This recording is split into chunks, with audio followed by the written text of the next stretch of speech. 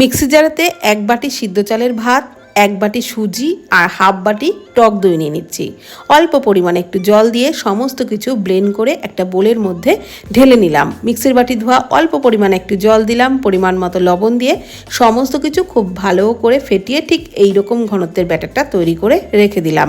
কড়াইয়ে অল্প সাদা তেলের মধ্যে দিয়ে দিলাম একটু সর্ষে আর গোটা জিরে, আর দিয়ে দিলাম কারি পাতা। নেড়েচেড়ে নিয়ে দিয়ে দিচ্ছি আদা কুচি আর কাঁচা লঙ্কা কুচি। ওগুলোকেও একটু নাড়াচাড়া করে ভেজে দিয়ে দিলাম পেঁয়াজ কুচি। পেঁয়াজটাকে হালকা করে ভেজে দিয়ে দিচ্ছি সিদ্ধ আলু। একটা সিদ্ধ আলুকে এইভাবে হাত দিয়ে একটু ভেঙে দিলাম, আর দিয়ে দিলাম পরিমাণ মতো লবণ আর একটু হলুদ গুঁড়ো। সমস্ত কিছু নাড়াচাড়া করে ভেজে এই রকম শুকনো শুকনো হয়ে গেলে নামিয়ে নিলাম।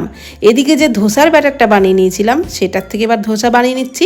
ফ্রাইং প্যানে সামান্য একটু তেল দিয়ে টিস্যু দিয়ে মুছে নিলাম, তারপর 1 হাতা মতো ব্যাটার এইভাবে চাড়িয়ে দিলাম। ওপরটা ড্রাই হয়ে আসলে সামান্য একটু তেল ছড়িয়ে দিয়ে এইভাবে ভাজটা করে নিয়ে গরম গরম ধোসা বানিয়ে নিলাম, আর ওই আলু মশলার সাথে পরিবেশন করেছিলাম। যেমন কম সময় হয়েও গেল, তেমন খেতেও কিন্তু অসাধারণ লেগেছিল।